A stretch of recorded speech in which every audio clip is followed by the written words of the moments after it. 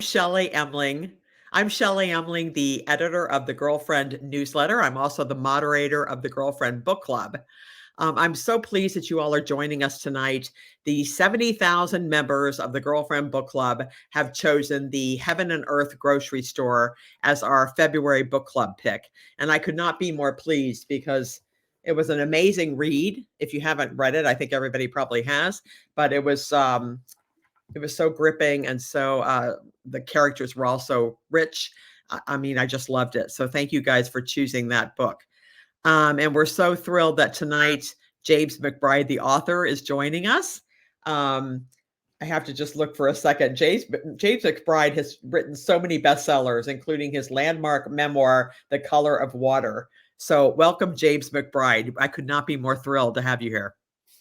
Well, thank you for having me. Nice to see you. So you've written so many books. I think we just mentioned there's 8 in total. Can you tell us, I mean, what separates this book? Is there anything different about the Heaven and Earth grocery store that you would say separates it from all the other 7 that you've written? Well, I mean, what separates it, I suppose, is that I've gotten better as I've gotten better as I've gotten older with more experience. So I can move plot along quicker, and I can know, and I sort of have a better idea of what really works with a book, as opposed to before, which was just like I didn't know if I could finish the book.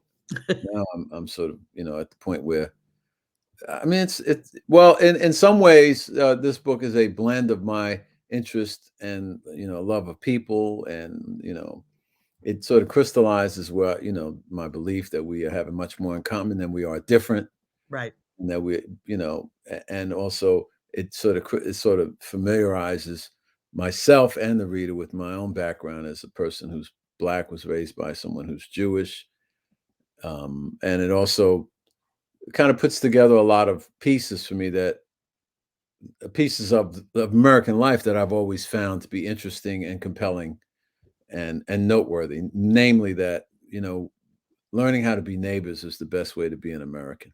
Yeah. So I think I mentioned to you before off camera that we have some members of our Girlfriend Book Club who actually live in the Pottstown area. And they were so intrigued as to why you chose that area and the Chicken Hill area to set the book in. I mean, did you spend time there? They were really fascinated. Yeah, I spent a lot of time in Pottstown. Pottstown Historical Society was very helpful. Pottstown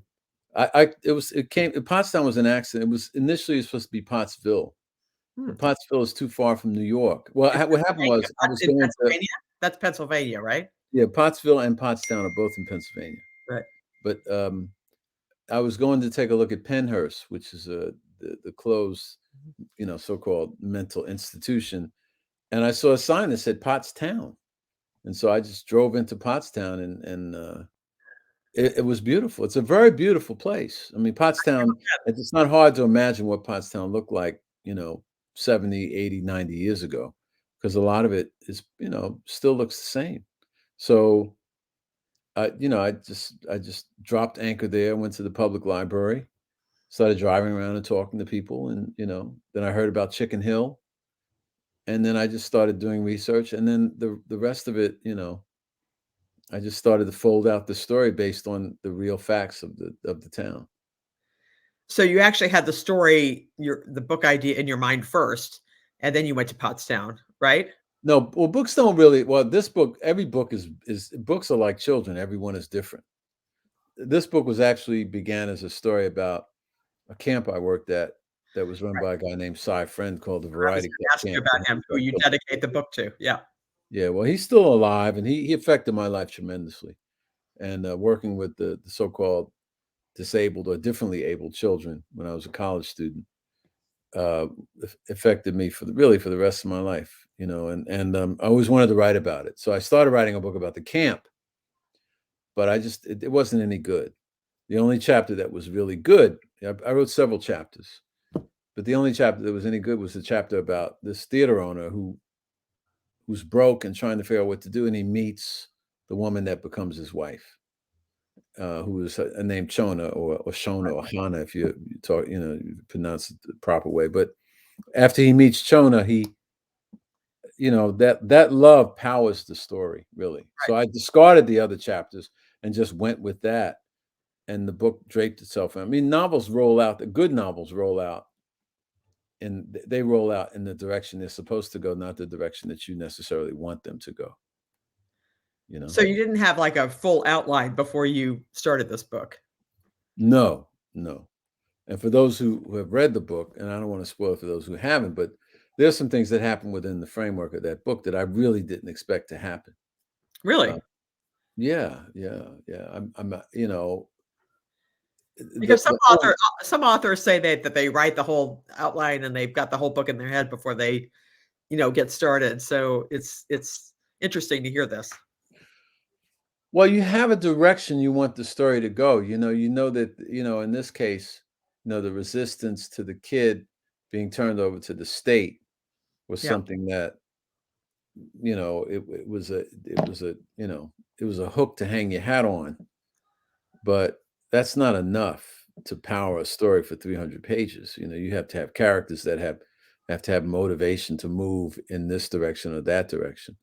So, the whole business of, the water and the well and all that stuff. I mean, that all rolled out after the story had, or after that was after the plane left the runway and got airborne, you know. And So I yeah. So I always have to ask, I mean, was there a particular character or a scene or a chapter that was uh really harder to write than you thought it would be, that was particularly challenging to you? Well, I don't like to write about anything involving violence. I mean, when it's violent, and I do it with reluctance, and I try to get it over with quickly. I think books that have people with their heads falling off and blood spurting, I just don't. That's just it's not necessary. It's not why I pick up a book because I want to be transported to a place where I see love and humanity and hope and good things. So I found it difficult, when Shona gets attacked and assaulted. I really didn't like. I didn't like visiting that moment. And when Nate exacts revenge on Son of Man and some of that stuff in the nut house, so-called nut house, was not stuff that I really. And that was very. I didn't like writing it, and I didn't like researching it at all. How did But you research that? well, I went to Penhurst several times. I snuck around the grounds. I wasn't supposed to. I and I read lots of books, and I went to several other different institutions that were closed, Mm, and just looked around. I mean, you don't have to, um, you know, uh, it's not hard to see. I mean, and I also read several first-person accounts of people who were uh, institutionalized in some of these places. And, I worked with children who were disabled and some of whom ended up, unfortunately, in places like Penhurst. mm. Um, and I spent a lot of time at the Norristown State Hospital. The research of this book goes all the way back to, you know, 2005, 2008, Wow, so you researched this for many, many years, okay, Well, you research stuff and you research it and you just fill up to the gills until the story appears, and then you have a book. right. So I did a lot of research and then I put it aside because the book just wasn't coming. I was writing about this camp. I just didn't like it. I didn't like it. And I hated reading these accounts and hearing about these children, how they were treated. And, I mean, the way we treat disabled people in this country is just, Right.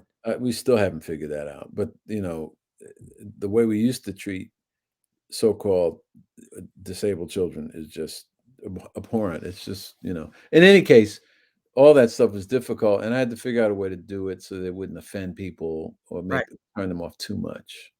So originally, you really wanted to try to write about your friend Cy and the camp in some way, but then Right. that led you down this other path, like, I assume. Right, because, characters sell stories, not plot, Right, yeah, you know? Plot sells, that doesn't sell. I mean, when you write a story, when you say this is about Star Wars is not really about wars, it's about a family. right. I Yeah, mean, at least initially. Now it's become, an industry. It's like McDonald's, but initially it was a diner, at Fifth Yeah, and Broadway. Now it's, it's Burger King and McDonald's all together. But still, it is a family story right. with So characters, and so that's how you approach it. So one of the girlfriend book club members had said, "I'm interested in knowing more about the characters and their many detailed stories. They felt like they were told by someone who was there for each one of those stories." So that's a compliment in saying that each of the characters in the book, their stories were so rich, even the minor characters. It was almost like, did you know these people? Did you how, how could you create such rich, even minor characters?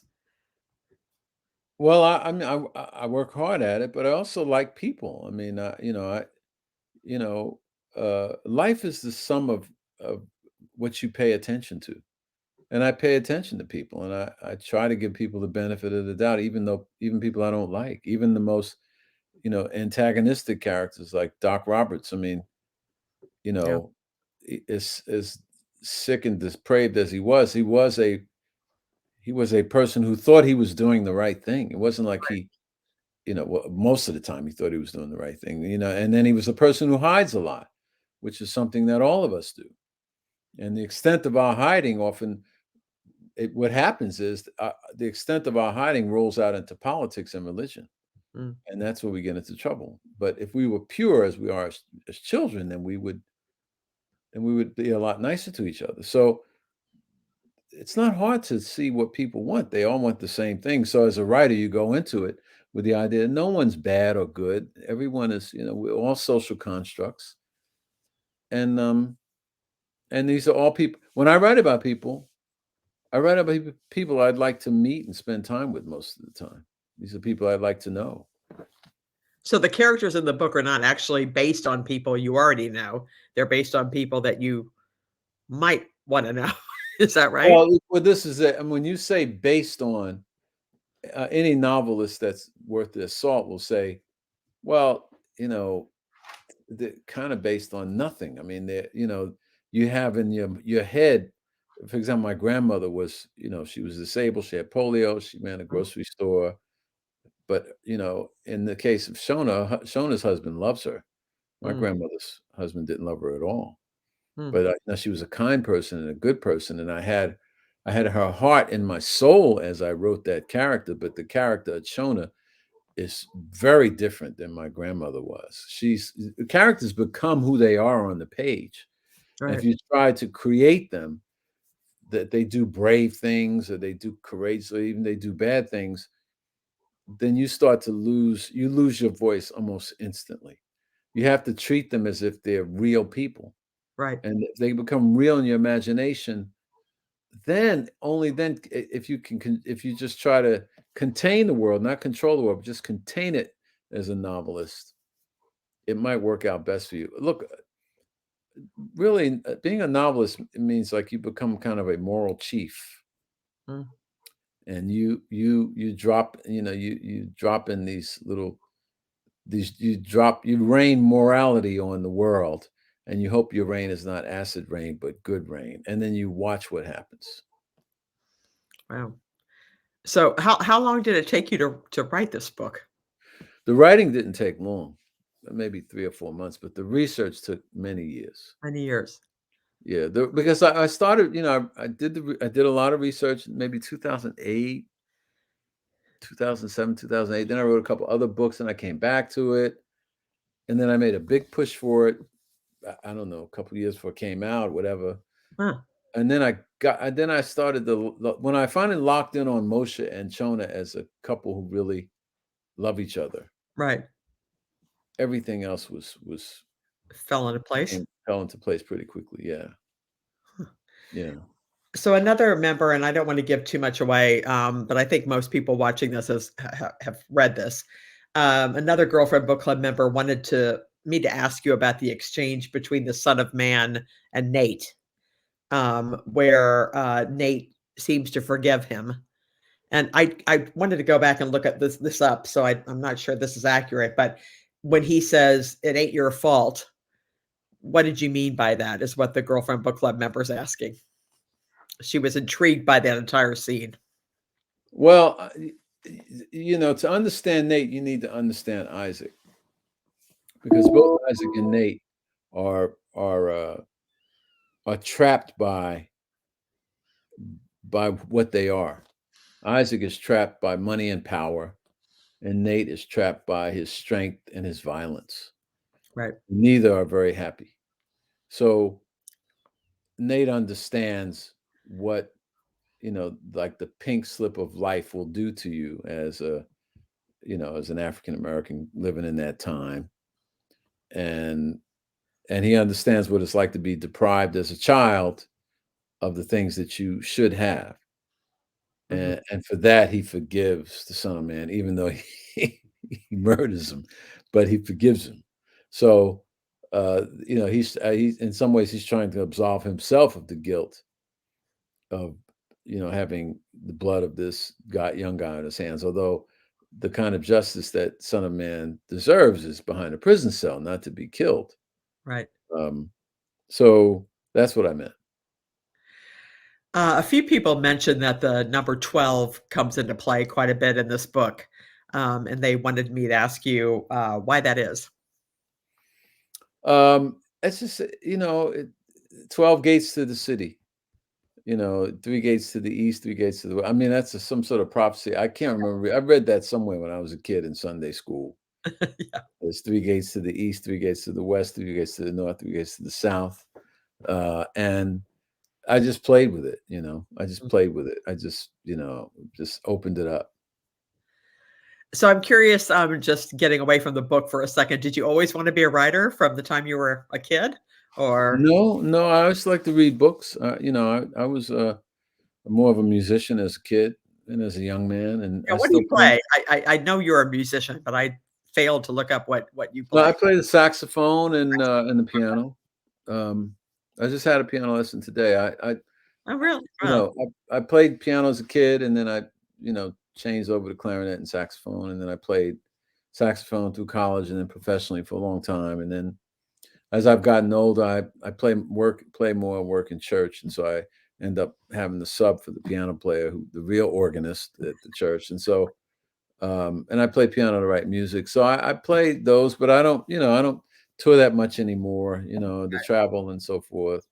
But anyway, as a kid, I was more of a musician. And I came into writing when I went to graduate school. I went to graduate school at Columbia in Columbia, New yep, York. I read that. You went to And Oberlin too, right? yeah, I For went to Oberlin for undergrad. Yeah, a great school. Very grateful to Oberlin. Um, and then I went to Columbia, and after I got out of Columbia, I was a journalist for 9 years. wow. And I worked at the Boston Globe. I worked at the, People Magazine, the Washington Post, Oh my gosh. and Okay. then I quit that and became a musician for 9 years. Mhm. Worked, played, toured, and all that. And then while I was working as a musician during that period, I wrote the Color of Water, my first book. And that was your landmark, memoir that, went off the charts, right? Well, I mean, yeah, it's just You must have been stunned or, I don't well, actually, what happened was the Color of Water, didn't take off right away. It was a slow build, know. Right. but I was happy for it. It Who would have would been be? slow, however it You happened, I knocked was it out happy. of the park on your first first book. That's pretty amazing. Yeah, well, I mean, sometimes you just happen to be standing in the room when God coughs, and you're the one with a handkerchief. I mean, Yeah, you very know. good. I bet your family was pleased as punch and, very proud. Well, my siblings, my mother died. She died in 2010, but she liked. I mean, she liked it, but she didn't. My mother was sort of like, my son, the writer. Oh, she wasn't really. My Yeah. siblings, they don't treat me too much different, really. I hate them, man. I'm They sick of keep them. you We're very close. grounded. We live near each other, Yeah. My nephew just left, I mean, I got so many. I Nieces got and nephews running around. I It got nieces. I got everything. I got, family is important, is important. Yeah. So yeah, I So think they were proud, but they're, we never talk about that's all career together. ever. Really? Okay. Politics and junk and, food, you know, Well, uh, I did read, and I don't know if this is true, speaking of politics and that sort of thing, that you don't have a TV, you don't watch TV, you don't go on social media. Is that accurate or not? I just read that in an article today. yeah, that's true. Yeah, I don't have a TV, You don't have a don't use TV. Facebook or internet, none of that stuff. I mean, the publisher has a page or whatever, but no, I don't watch TV. I don't have Yeah. I don't do tweeting and twerping and all that. Why? What's the point? I mean, I get on the subway and people they're just staring at their phones. I know. I It's mean, so I have 3 grown kids, so I know exactly what you're talking there is all day long. I mean, it's just not interesting to me. right. It's just not of interest to me. I'd rather read a book or I'd rather do stuff. I'd rather fix stuff around the house or Yeah. garden or fix Talk to my car, people. practice my Right. horn. I mean, how much life do you have? You can tweet when you get old. You can't move around. Right. So what's your writing process like these days now that you're a full-time famous writer? I mean, do you set aside 8 hours a day to write, 6 hours a day? Do you No, no. how do I'm you pretty lazy these days. Look, I read all day okay. and I go to sleep and then I get up and I practice. I practice piano mostly because, you know, the truth is, I had to soundproof a room in my house because my neighbor didn't like the sax playing. I just finished that, so I got to move everything into the room. Blah blah blah. So I mostly been practicing piano in the afternoons, and Right. then uh, I'm actually scared to practice because I don't want to fire up I don't want to practice saxophone and fire up any like arguments. So, but I soundproofed this whole room, and and I went in there, I was yelling like this, hey, hey, hey, and it's all, but I'm scared to pull out my horn, so I haven't practiced in like 2 months. Oh, no. But it's time to practice now. So, but that's what I do. I get up early. I do a 7 minute workout. Oh, You 7 know, minutes. 7 minutes. That's it. That's all I Okay. got. I do some trunk exercise for my back, Yeah. and then that's it. I'm not working out. I mean, I look at people who are running down the street. I feel sorry for them. They're like run. They're like, I feel sorry for them. It's like, yeah. So then, and then You don't wanna be like them. no, no, I don't mind. Look, I'm blessed right now. This is all. Listen, if I keeled over tomorrow, I'd Yeah, have to give God change back in terms of my blessings. You know, I'm yeah, having some running and stuff. You run. Look, you don't eat a bunch of hamburgers all the time. And if you do that, well, you're gonna get. yeah. But no, I get up after I do my little exercises. I start reading, and I Wow. just read. And good now, if I'm in a writing mode, that reading will become writing. So what do you read? So I was gonna ask you what authors are inspiring you? I mean, what are you reading? What books I'm reading all history last books. year has blown your mind? I mean, what are you reading and who inspires you? Well, right now I'm just reading history books because I'm trying to figure out what I'm gonna do next. So I'm Well, I just was gonna reading. ask you what you're working on next too. Well, I can't say because I don't really know. I'm interested. Yeah, I'm interested in history. I'm interested in the history of America and history of New York, history of Pennsylvania. I'm interested in history and in historical people. But I don't know what I'm doing yet. I'm starting to kind of, formulate an idea, but I don't want to say what it is because if as soon as I put it into the air, it might vanish. yeah. But You're working on something. Something's coming up. I'm always working on some I always have stuff that it's half written or started out, and I Yeah, do that all day until about, 1 o'clock or so, then I eat, and then I practice, and then, of course, I there's stuff to do. I have to, yeah. I gotta go to the dentist or whatever, uh, give them a bunch of Right. money for nothing. They gave me they wanted to do an implant. I said, At my age, why do I need new teeth? Yeah. These teeth are still working." I know. I'm supposed to My get a mother had, like, brace 8 out. teeth left, and they all, like they hung from her gums like clumps of butter, Yes. but she did okay. Yeah. What do you want, new teeth and all I don't want that. I mean, So how much you gonna get out of this body? Really? right. So you talked about Cy, the camp director, but then I wanted to ask you, I know your grandmother, I was reading today, whom you'd never met, also was an inspiration for this book. Yeah, was there something that you want people to know about her, or that you learned about her as you researched her maybe as you got older? I know you never met her, but how did she kind of play your grandmother into the writing of this book? Well, I mean, I don't know my grandmother, but all I know about her was that she was very kind and she lived a very difficult life. I Mm, think people really don't understand how difficult life was for Jewish people when they, in the early part of the 20th century, right. 1910, 1920.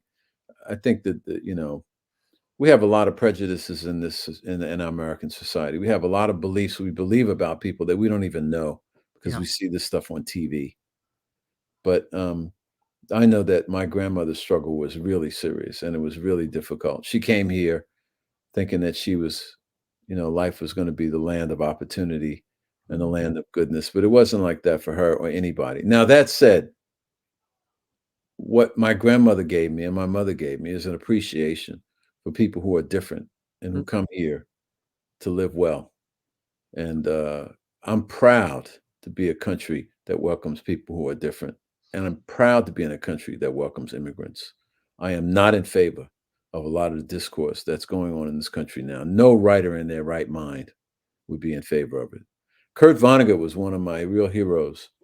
mm, And Kurt Vonnegut, he was really, he really understood this country well.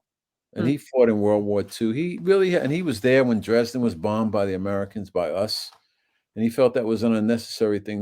When America discovered, apparently, when the Holocaust, when the America discovered what was happening in the camps, the bombing of Dresden was kind of like punishment for Germany's, horrible treatment of the Jewish people and others who were killed in their concentration camps. And Kurt, Vonnegut, felt that the bombing of Dresden, he was a prisoner of war at the time. He just felt it was unnecessary. mm. There's some things that, sometimes it's just better to be decent. Yeah. And so I want, you know, I want to live a life of decency. And so my grandmother lived a life of decency, and her goodness is in part of the pages that millions of people are reading Right. because she was decent and kind, and that lasts longer. Mm, And so that part of her legacy, I'm so proud to have and to share with people hmm. because I think goodness and kindness lasts longer. It doesn't get clicks. It Right. doesn't, get you headlines, but you live a better life. Well, you've managed to get a lot of headlines with this book, I have to say. So, just one more question, actually, and I'll let you go. Um, Okay. I always have to ask, other than reading and writing and playing music, what else do you like to do for fun? Well, as you can see, this creature here is often, a very, very difficult. No, I mean, I, d- I'm into family. I'm into my siblings, and I work in my church every weekend. Okay. We teach music, and now we just started teaching English to immigrants, some of whom were bused to New York from other places, and I get a lot of joy out of that. You know, Any so Yeah. yeah, Any chance this is gonna be made into a movie, like a few of your other books have been made into shows, TV yeah. I series? think I think there's a very good chance that this might be made into a movie. Uh, there's a very, I mean, I'd signed a deal, brr, brr, brr, I mean, you could sign a deal forever, but I think This I, one could be made into a movie. Yeah. look, what if it doesn't, I've already, I mean, this is as good as it gets. If it gets made into a movie, it does. That used to be when I was younger. So it was a movie, okay, great. But now as an older person, I just wanna spread love to people, Yeah. I mean, I just wanna live a happy life. I remember when I heard Michael Jackson say this, I covered him, when he was Oh, in his what prime, yeah. when you were working at People Magazine, is that Yeah, yeah, I traveled with him for 6 months, and he used to say, "I just want love in the world." And I used to say to myself, "Yeah, right." But, I saw a video of him, someone showed it, sent it to me on the internet, Yeah. and I always liked him. I never believed any of that stuff they said about him, by the I never saw that, and I would Tell travel with us him. oh my god. But I always thought he was a He was a very nice person, and his mother was a very nice person. She's Oh, very religious. That was a very nice family, really. Anyway, so, just be ha I'm ha I just you're want just people happy, to be yeah. happy. Do people recognize you now these days or, anything like that? Fame I A is little bit, unfortunately, yeah. yeah. But it You don't goes like away quick. Don't worry, after another month or so, they ain't gonna there'll be somebody else. Look, it's not like people think I'm Beyoncé, you know what I mean? They don't mistake me for Denzel Washington, you know what I mean? but they're It's all right. starting to kinda recognize you a little bit sometimes. Okay. A little bit, not too much. Once in a while, like I was in the store last week and somebody came up to me and said, but it's okay. It's all right. I mean, Fun. I think that would be fun, but No, it's not. It's not really. Oh, all right. Well, thank you so much. I think this is our time is up, All and right. I appreciate it so much you being here. It's just such an honor for me. And again, the book is The Heaven and Earth Grocery Store. I think everybody in the book club was raving about it. Like I said, it took about 3 days for them to choose it, and everybody's such a fan. So thank you so much. I just want to mention that our book for March is The Berry Pickers, and Amanda Peters is coming to join us on March the 19th at 7:30 p.m. And also, everybody, please stay on the book club page because I'll be posting some conversation starters about the Heaven and Earth grocery store so you guys can talk about it amongst yourselves. And again, thank you so much, James McBride. It is such an honor to meet All you. right. And we Thanks can't so wait for much. the next whatever you're doing next. I can't wait to read it. So All right. thank Well, you so thank you, much. book club. I appreciate it, and God bless you. See you later.